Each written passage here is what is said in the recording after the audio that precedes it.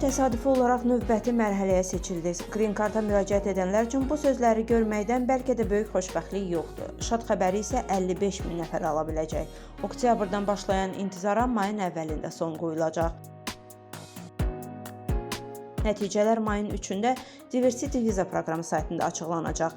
Alınan xoş mesaj növbəti mərhələyə keçidə əsas sayılsa da, viza almaq anlamına gəlmir. Bunun üçün bir neçə prosedurdan keçmək lazımdır. Müraciət forması doldurulmalı, müvafiq sənədlər hazırlanmalı, biometrik məlumatlar toplanılmalı və müsahibədə iştirak edilməlidir. Müsbət rəy alanlara nəhayət bir müddət sonra Green Card göndəriləcək. 1990-cı ildən tətbiq edilən bu proqramın məqsədi isə ABŞ-də əhali arasında mədəniyyət müxtəlifliyini artırmaqdır.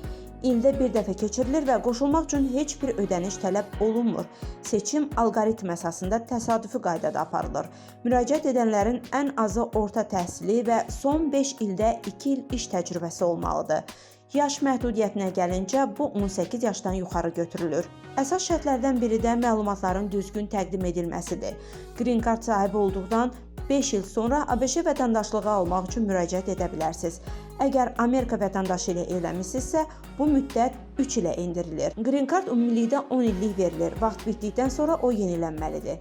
Proses isə sadədir və yalnız bir neçə sənədin təqdim edilməsi ilə həyata keçirilir. Green Card sahibləri ABŞ vətəndaşları kimi bir çox hüquq və imtiyazlara malikdirlər, amma seçki hüquqları yoxdur. Onlar dövlət təhlükəsizlik orqanları istisna olmaqla istənilən işdə çalışa bilərlər. Qeyd edək ki, hər ölkə üzrə Green Card kvotasını ABŞ özü müəyyən edir.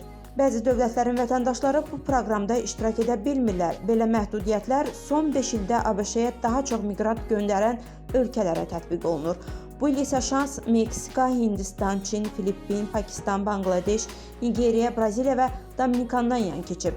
Şərqi Avropa, Okeaniya və Afrikanın bəzi ölkələrinin isə qalib olma imkanı yüksəkdir. Ruqiyyə Nəcəfli, Humay Cəfərova, Mira TV.